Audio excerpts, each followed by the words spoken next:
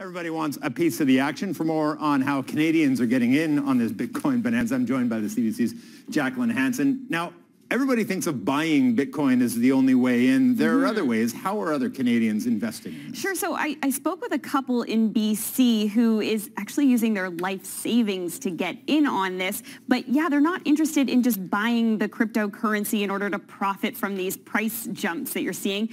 They are sort of entrepreneurial type, and they decided that they wanted to get into Bitcoin mining. Now, Peter, this doesn't have, of course, these headlamps or pickaxes that we think of when we think of mining. I want to show you what Bitcoin mining looks like. So take a look at this.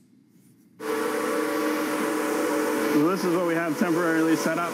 So those machines he has running there, they have high-level computer chips inside. They're capable of solving these complex equations online, and miners who solve them are rewarded with Bitcoin. And it's pretty loud there because each of those machines is using a lot of electricity to power those chips, and it gets pretty hot. So they have fans on each end of them to keep it cool. And that couple has 11 up and running at their home, but they're also expanding. So they're expanding to a warehouse space where they plan to have 70 machines running there. And each one of these, they think they'll roughly bring in about $10 to $12 a day. But of course, all of this is costing them money, the space, the electricity, the machines. They've spent just over $100,000 so far, but they say it is a calculated risk. It's going to change my life greatly, or it's going to go down as probably the riskiest gamble I've taken in my life. But I'm okay with that. If it works out, it's going to work out great. If not, just $100,000.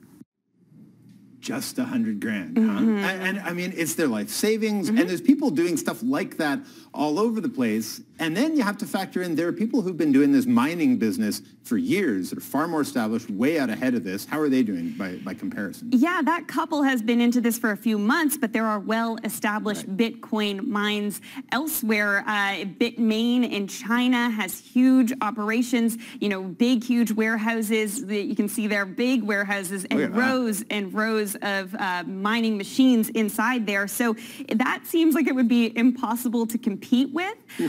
Right, but these miners, these smaller miners, are teaming up together in these online pools. So they pool their computing power together in order to try to solve these equations, and then they split up the Bitcoin amongst each other. That's how you get that sort of $10 to $12 a day. But this is a really difficult game to play, and after each Bitcoin is mined, it gets harder and harder to mine the next Bitcoin. So these miners will have to do their best to keep up in terms of the technology that they're using. So it might be an alternate way to, get in on what's happening with Bitcoin, but it's definitely not an easy one, and it comes with its own big risks. I'd say big high risk. Josh, great to see you. Thanks. Ronnie, walk us through this, because I can hear the argument. I see people flooding into the market. What is it that makes Bitcoin worth $28,000? It's worth a lot more than $28,000. That is only my target for next year. We have right now $200 trillion in the world spread out across stocks, bonds, cash, and gold, and all four of those are overvalued. If 2% of that $200 trillion ends up in cryptocurrency, you're looking at a $4 trillion valuation, 10 times where we are today, and that would send Bitcoin to $150,000 if it holds on to its current market share. But help me understand this, because a dollar is worth a dollar because we all believe it's worth a dollar and you can trade it for stuff. I guess gold and diamonds, you can value them.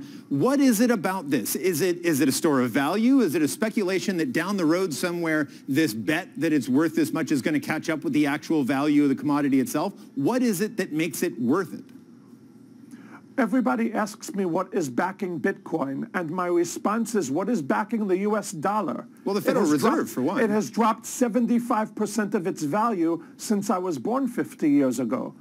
Not only is this a currency, it is one of the top 20 currencies in the world right now, and I believe it's going to be the #1 currency in the world within 10 years. That would put the valuation at $6 trillion, and that would exactly be where China and gold is today.